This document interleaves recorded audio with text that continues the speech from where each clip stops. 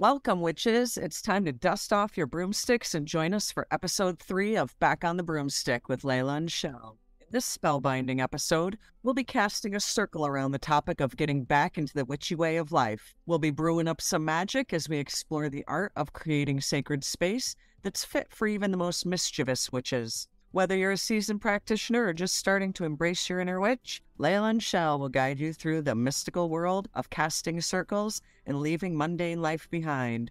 So grab your favorite potion, sit back, and get ready for a cackling good time. I'm Chelle. And I'm Laylla, and we're back on the broomstick. We are here today to talk about magical spaces and sacred spaces.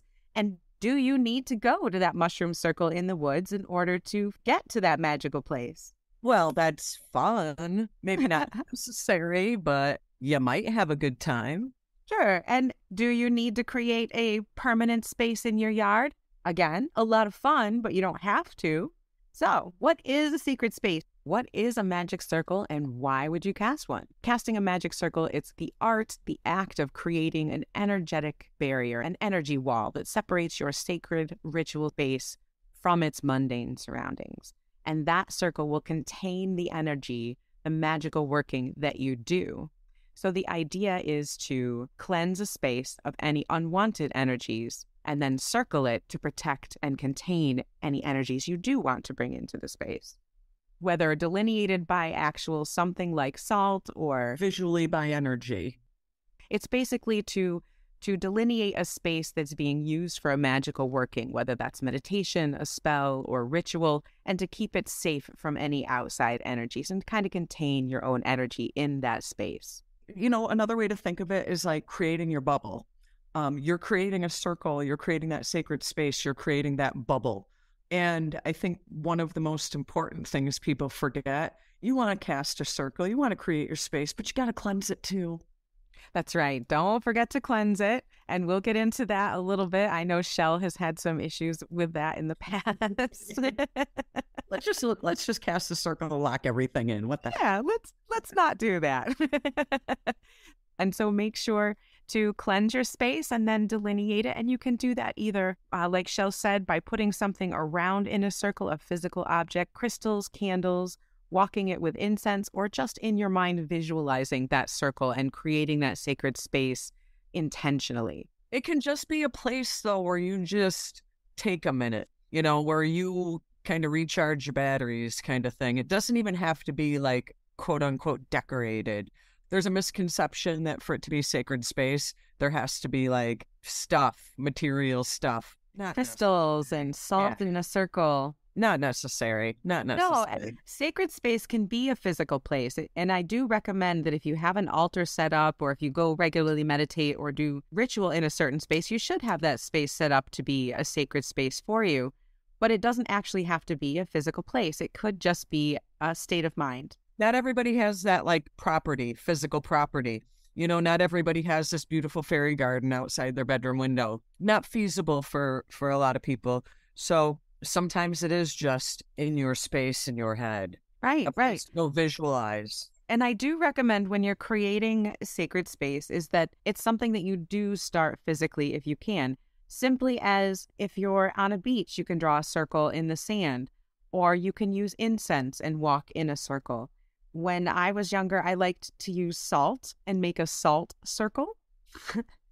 When I was a teenager, in high school and first discovering witchcraft and decided that I was a witch and I was going to perform ritual, I knew that I didn't saw the people in high school, did you? No, I did not. I did not. Although some of them probably needed it. Yeah. Outside my room was a window that went out to the roof of my porch. And it was kind of hidden from view, tucked in back so that you couldn't see that top of the roof. And it was open to the second floor and you could get to it easily from the window just across the hallway from my bedroom. So I kind of created that as my place to do ritual. At night, I would open that window up, climb out onto the roof, and I had a very clear view of the stars.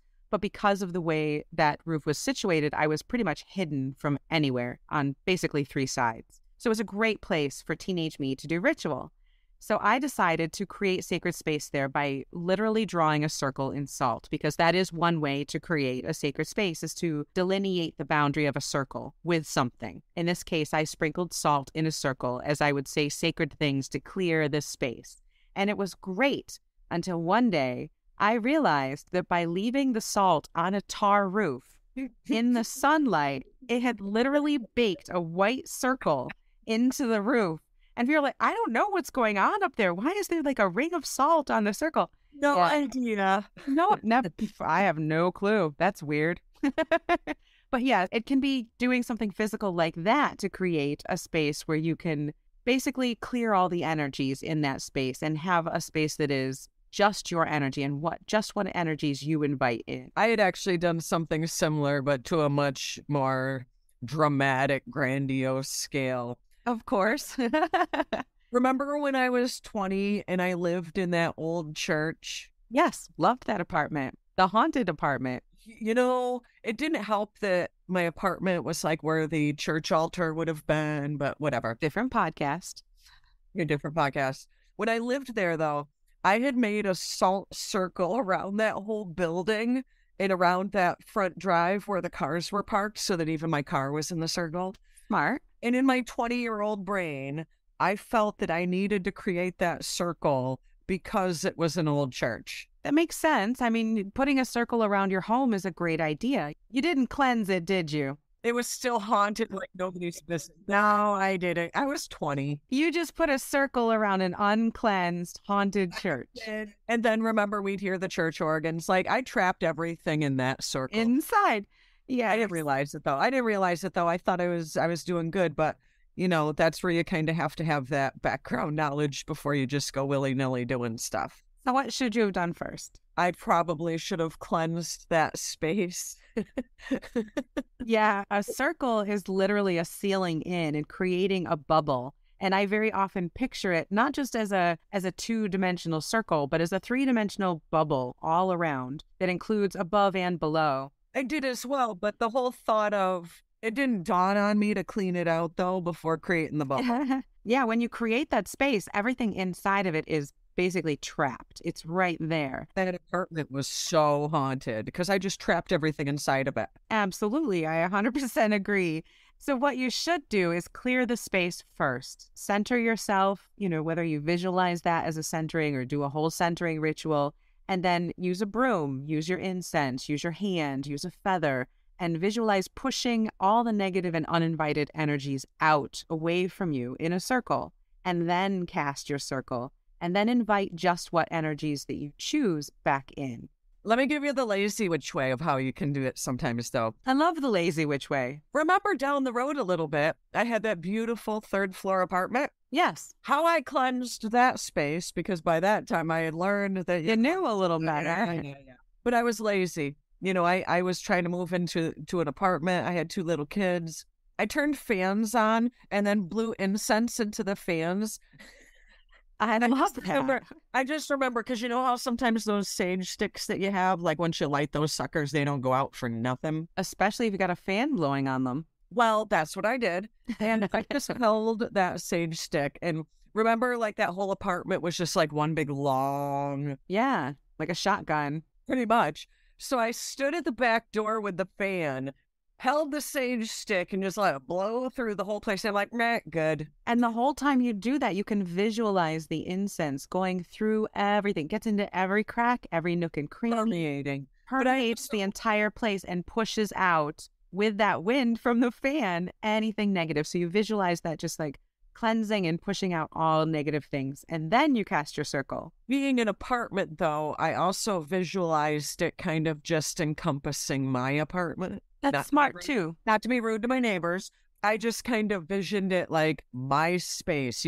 My space it's clearing out. Like, I haven't got the time and energy to clear out the whole neighborhood, people. And also, without knowing what your neighbors want or don't want, it's probably a better idea. Plus, you don't know what's going on there. If you try to circle or cleanse your entire apartment building, you don't know what you're taking on. No.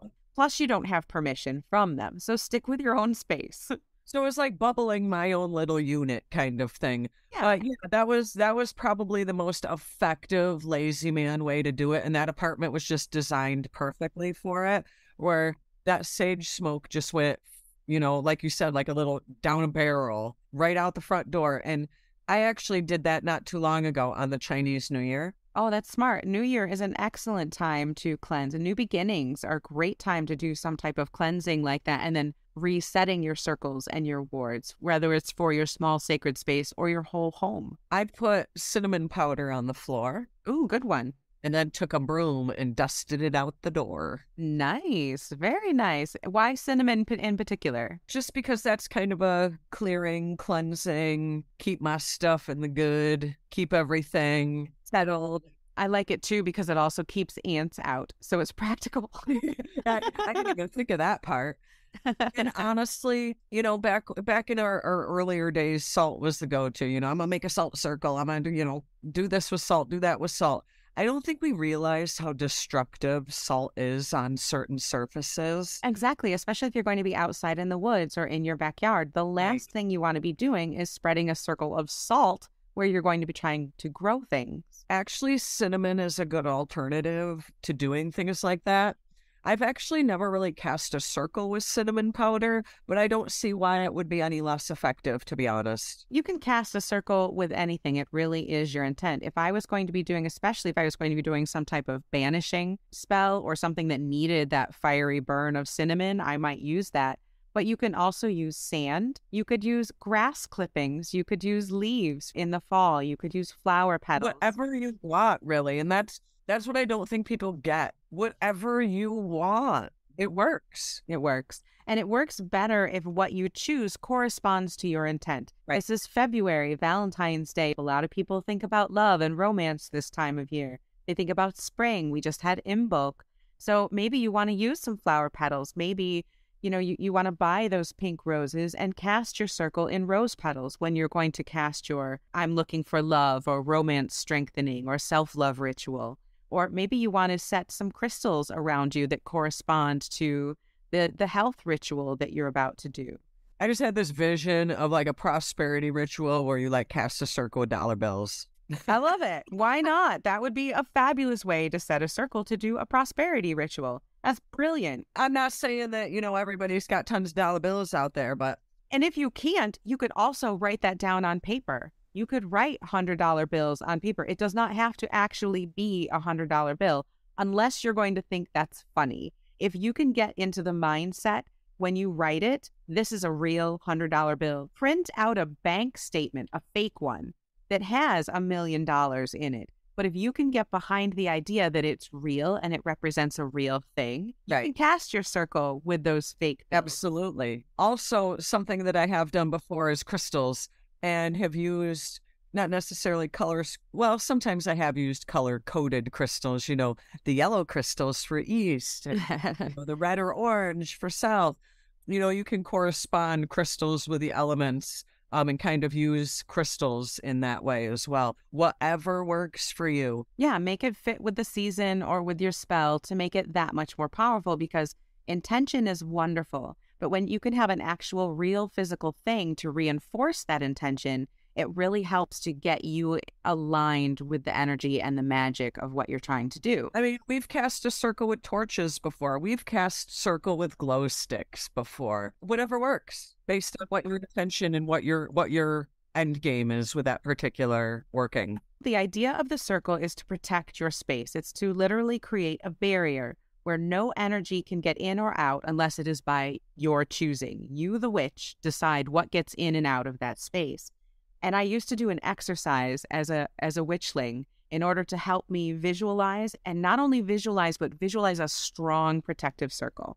Earlier, I called a circle more like a bubble. Like soap bubbles, like you blow in the summer, Chelle. You kind of blow those soap bubbles in the air and they float around. Uh-huh. I like to envision my circles like a soap bubble. And I basically, in my mind, whether I'm sitting or standing, I envision myself in the center of that bubble. And I'll form a vision of that shimmery soap bubble all around me with all the different colors and everything sliding off of it. Then while I'm in that space, I imagine a hammer coming from outside and hitting that soap bubble. when that bubble gets hit by the hammer, it should stay strong. If it pops, I know I haven't built the circle strong enough. And so I'll go back into the meditative state, keep myself centered, and then envision that bubble going back again, strong. Looks like a soap bubble, but it's as powerful as diamonds. And so, again, I would envision a hammer hitting that bubble. And once it stayed, I knew that my circle was strong and safe enough for magical working. Now I don't need to go through the whole process. I can just envision that bubble, and I've done it enough times. I know that it could withstand a nuclear blast. It's a safe circle. And there's a visual representation of that probably a lot of people are familiar with. It is actually a good visual for being a Hollywood movie scene. Got to go to Practical Magic. Love that movie dearly. You know how Practical Magic and all the town ladies have their little brooms and make the circle, and yes, and Nicole Kidman's in the center and she's getting possessed and stuff.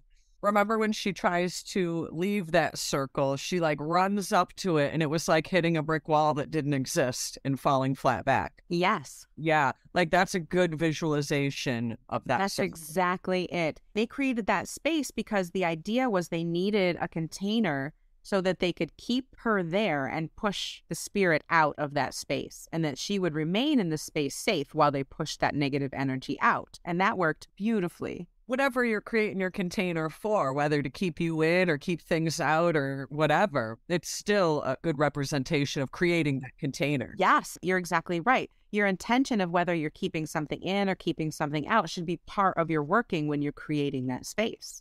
But very apprehensive about salt now. I feel like I was killing environment and stuff back then. And I feel like I was very irresponsible creating salt circles. I pretty much learned that lesson once I realized it was going to bake into the tar of a roof. But yeah, use sand, use something else, be a little environmentally responsible. You could use birdseed. I mean, I know for weddings, instead of throwing rice, now a lot of people will throw birdseed or something like that. Right. That's a fabulous way. Again, depending on what your ritual is very much going to dictate what you're going to want to use.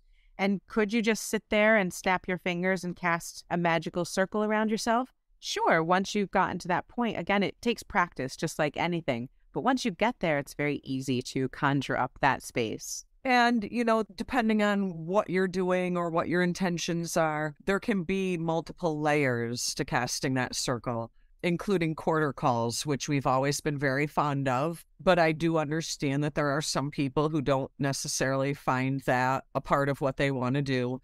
But that's just another layer. And then yet another layer is invoking the god or goddess or both.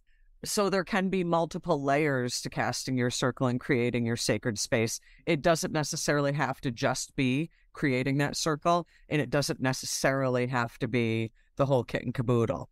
Right. Once you cast that sacred space, what you do from there is entirely up to you. Are you doing a full ritual where you then want to call in quarters or call in energies?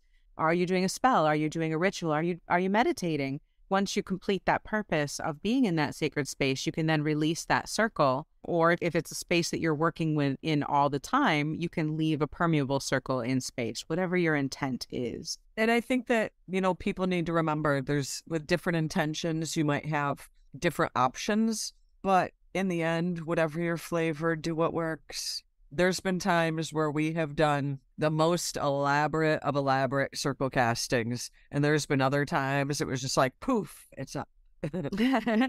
Exactly. And sometimes, especially once we were with a group where we were working and doing magic together all the time, there were times where we would just all be in a room together and poof, it was up, just because we get together and that's what would happen. And so you can get into a groove like that with a space or with other people. Anytime you're going to do any magical workings, I know in our other podcasts, we have talked about when you're doing a Ouija board or any type of divination, you should try to circle yourself and you're working. For sure, ritual space, dedicating an altar, doing a spell, casting a sacred space should be the first thing you do. But, there's also that aspect of don't forget, either if you're not going to release it, if you're going to make it a permanent thing, you have to do upkeep. Just like you do upkeep on your car or upkeep on your furnace, you have to do upkeep on your circle in your sacred space. If you are creating a forever space, you don't want to call in the goddess and god or call in the quarters and leave them permanently. You call them in when you need to utilize that energies.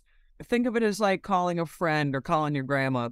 You're not calling your grandma and telling her to come over and babysit and then never letting her leave again. They've got other phone calls, other witches to tend to. But if you're going to leave up that circle itself, that sacred space area, you got to do maintenance. You can't cast that circle this week and then 2 years from now expect that same solidity. You've got to do maintenance on that space. You've got to rededicate it, recast it. You can create permanent space, but you also have to do upkeep on it.